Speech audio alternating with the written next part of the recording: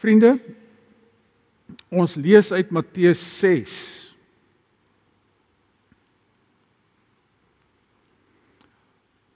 Ons het by 'n vorige geleentheid al bietjie gepraat oor die gebed en spesifiek gepraat oor die eerste deel wat fokus op die begin van die gebed waar God Vader genoem word en waar ons amper ek wil amper sê grense oortree om God Vader te noem. Want deur Jesus Christus het ons geleer dat ons as Christene herken word as Christene omdat ons na aanleiding van sy voorbeeld God Vader noem, want hy het God Vader genoem. So die Christene se gebed is, ons noem God Vader. Dis hoe ons herken word. Nou lees ons weer hierdie gebed vanoggend en ons gaan weer oor iets nadink oor die ons Vader gebed. Matteus 6 vers 9. So moet julle dan bid. Ons Vader wat in die hemel is, laat u naam geheilig word. Laat u koninkryk kom. Laat u wil ook op die aarde geskied, net soos in die hemel. Gee ons vandag ons daaglikse brood. En vergeef ons oortredings, soos ons ook die vergewe wat teen ons oortree. En laat ons nie in versoeking kom nie, maar verlos ons van die bose. En daar, tot wat ek nou gelees het, in die nuwe vertaling, hou dit op. En hierdie deel wat ons altyd saam bid, word in die nuwe vertaling uitgelaat. Aan u behoort die koninkryk en die krag en die heerlikheid tot in ewigheid. Maar hierdie is ons teks vanoggend. Aan u behoort die koninkryk en die krag en die heerlikheid tot in ewigheid. Amen. Hierdie is ons teks, maar in die nuwe vertaling word hy uitgelaat. So, 'n dominee mag eintlik nie oor iets preek wat uitgelaat word nie. Maar ek preek vanoggend daaroor. Goed. Die tema vanoggend, aan u behoort die koninkryk en die krag tot in ewigheid.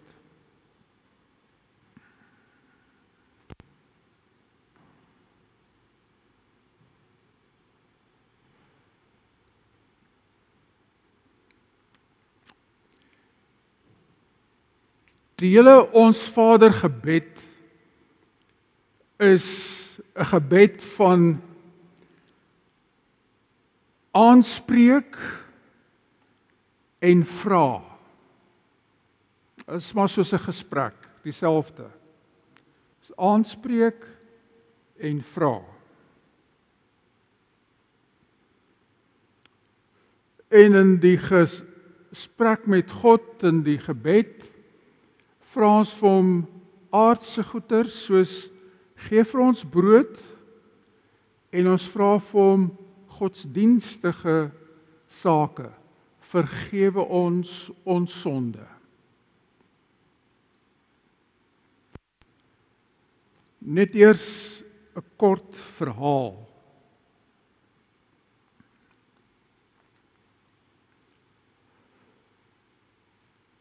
So in die 50er jare van die vorige eeu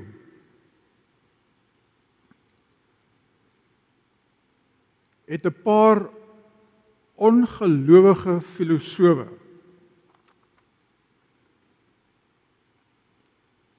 onder leiding van Alfred Ayer. Nou, dit gaan niks vir u beteken nie, maar kom ek vertel maar die storie. Wou hulle bewys dat die Christelike godsdiens nou nie juis 'n plek op aarde het nie. Toe besluit hulle om een van die groot taalkundiges van daardie tyd te nooi om hulle toe te spreek. Ludwig Wittgenstein. Dit sal vir u waarskynlik ook nie iets beteken nie, maar maak nie saak nie. Ludwig Wittgenstein kom toe. Hy stap die saal binne waar hierdie klomp briljante, ongelowige filosowe wag, dat hy nou vir hulle volgens sy taalteorieë moet bewys, die Christelike godsdiens is nie die moeite werd nie. Hy kom binne, hy maak 'n boek oop, onthou hy's 'n taalkundige. Hy lees 'n gedig. Hy is nie 'n digter nie. Hy lees 'n gedig van die Indiese digter Tagore. Hy maak die boek toe.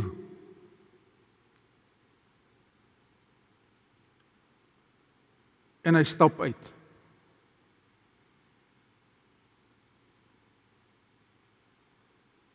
Hierdie klomp ongelowige filosowe was verstom.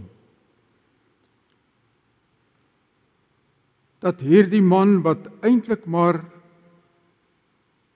gesê het die taalkunde het niks met die Christelike godsdienst te doen nie hulle kant gevat het en vir hulle kom sê het, julle is reg nie. Wat het Wittgenstein eintlik vir hierdie mense kom sê? Hy het vir hulle kom sê, as jy op 'n eiland bly, en jy is in beheer van jou eiland, is daar rondom jou eiland, jou filosofiese eiland, nog die hele groote oseaan, waar daar baie ander dinge bestaan. En Wittgenstein was nie bereid om die Christelike godsdiens aan te vat nie. Wittgenstein wou dit nie doen nie, hoewel hy nie saamgestem het met alles wat die Christelike godsdiens sê nie. Onthou die woorde. Wat jy sê is soos 'n klein eiland in 'n groot oseaan. En jy moenie dink, omdat jy op 'n klein eiland is en alles daar reg is. Alles so is nie. Jy's 'n klein eiland in 'n groot oseaan. En dit het Wittgenstein vir hierdie slim filosowe kom sê.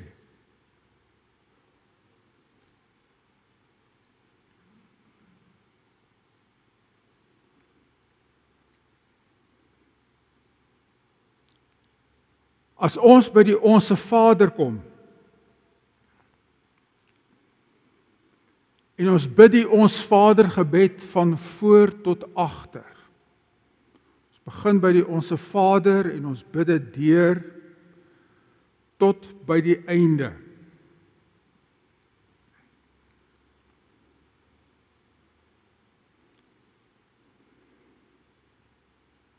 Tot by vergeef ons sondes. Dan het ons nog nie alles gesê nie, want hierdie gebed sluit alles in maar.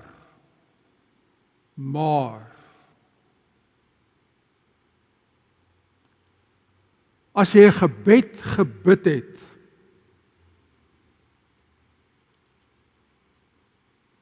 wat na die gebed kom, is jy wat met God in verhouding tree. En dis soos die oseaan rondom hierdie klein eilandjie. Jy kan nie net bid en sê amen en dan is dit verby nie. Daarom het die Jode na elke gebed wat hulle gebid het, 'n lofpsalm uitgespreek. Dit was hulle gewoonte van vroeë tye af reg deur.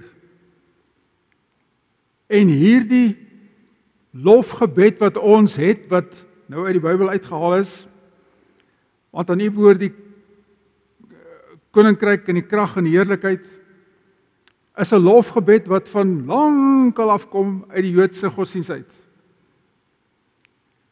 Dis 'n gewoonte wat lankal bestaan in die Joodse tradisie. En dit hoort by die gebed, die lofgebed. Al staan dit nie meer daar nie. Dit hoort daar, dat jy God ook loof. Dat God alles sal doen wat jy bid. Dat jy hom sal loof daarvoor.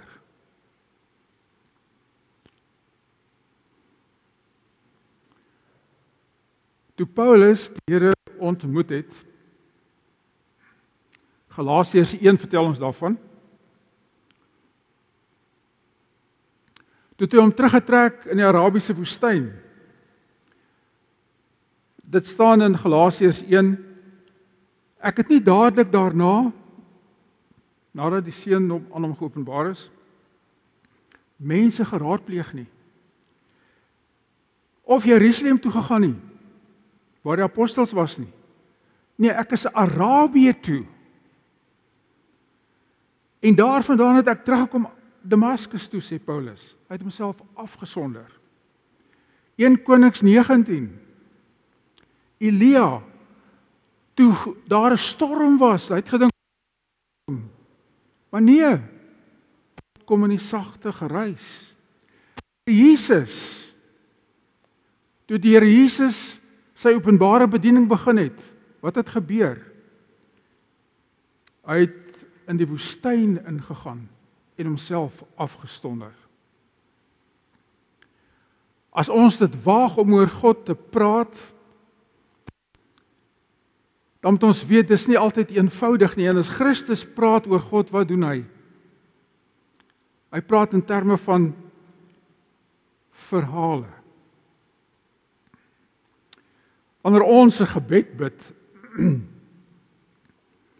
dan kry ons nie altyd 'n teken van God se teenwoordigheid nie. Inteendeel, ons kry dit omtrent nooit. En as ons aan die einde van die gebed kom, dan wil ons hierdie wand hoor, hierdie wand van die koninkryk en die krag en die heerlikheid. En hierdie koninkryk kry ons in 'n sekere sin by Christus. Want waar hoor ons dit by Christus? Ons hoor dit by Pilatus. Hy vra vir Christus, waar is jou koninkryk? En Jesus sê self, my koninkryk is nie van hierdie wêreld nie. Dit bely Christus voor Pilatus. Sy koninkryk is 'n hemelse koninkryk. Die geheim van die koninkryk is buitekant, en jy kan dit nie van binnekant af ken nie. Christus self sê, dis verwyses, verborge, en kinders en eenvoudiges kan dit ken. Hierdie gebed vra nie 'n blinde geloof nie. Ons moet baie keer lank leer aan hierdie gebed, voordat ons die gebed regtig kan leer bid. Ons moet leer om te bid vir daaglikse brood, vir skuld, maar om die lof te bid vir die ryk, die krag en die heerlikheid. Die loflied, die jubellied, kom nie eenvoudig nie. Die loflied sien ons baie keer eers aan die einde van die Bybel, in Johannes. Die Openbaring van Johannes, dan sien ons die engele wat lofliedere sing tot eer van God. Ja, op ander plekke ook.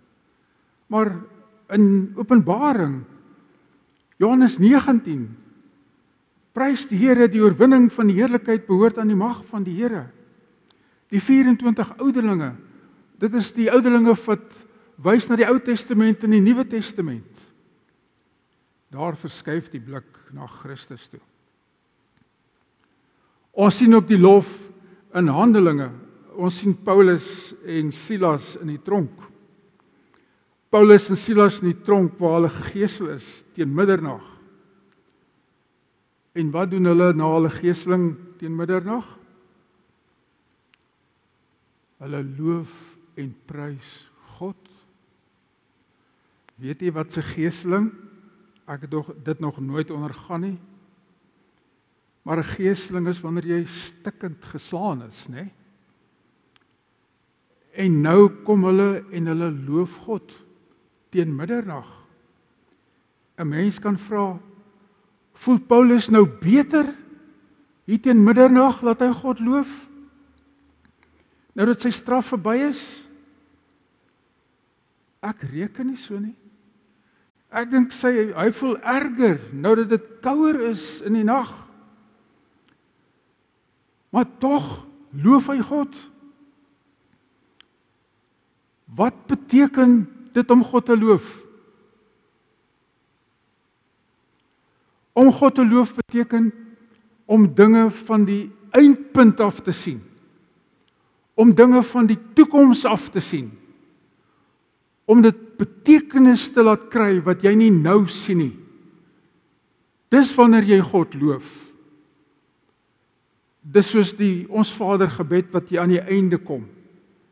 Jy het alles vir God gevra wat jy kon vra en jy kan nie meer verder bid nie.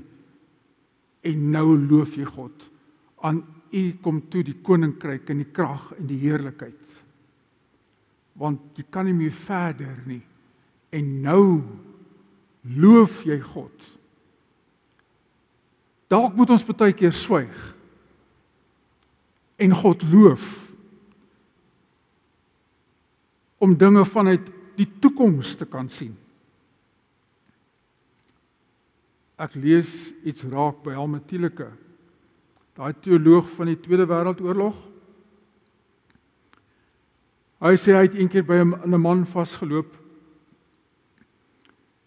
wat gereeld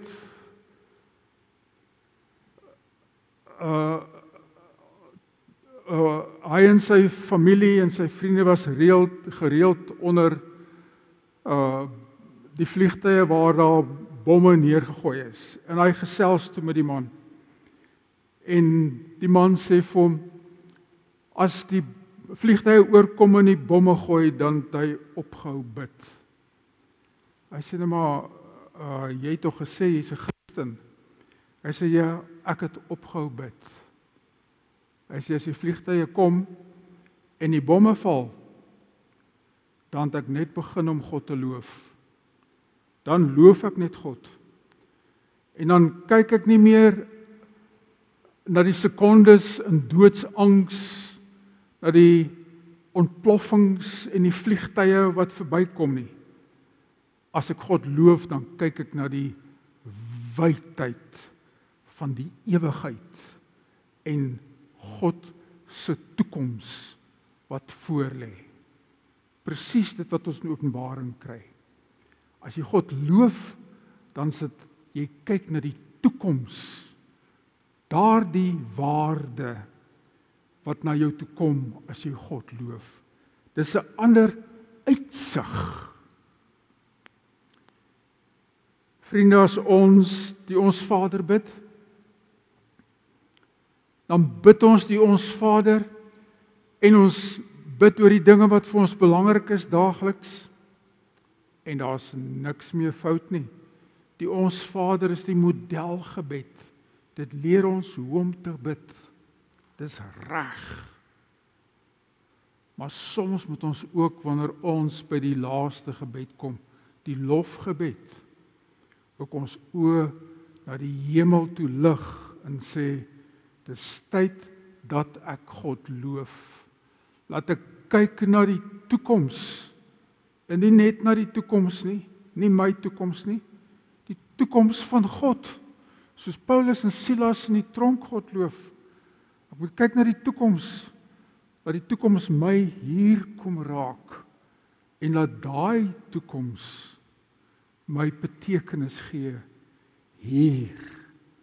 Want God se toekoms sê, dis God wat sê, aan my behoort die koninkryk en die krag en die heerlikheid. En ons as Christene moet dit bid na gebed. Here, dis u koninkryk en u krag en u heerlikheid. Ons moet hierdie wydheid per geleentheid sien en ons sal in hierdie wydheid leef. Amen. O Vader, ons eer u vir u grootheid en ons dank u dat u as die Heer van hemel en aarde, die Hebreëse woord wat u vir ons leer, is die een wat die Jode gesê het nie uitgespreek moet word nie, is Jahwe, is die onuitspreeklike. Dat ons sal leer om u as hierdie onuitspreeklike groote God te aanbid.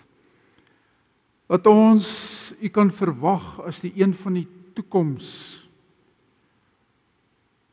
U wie se toekoms die heerlike sal wees, wat alles sal oortref.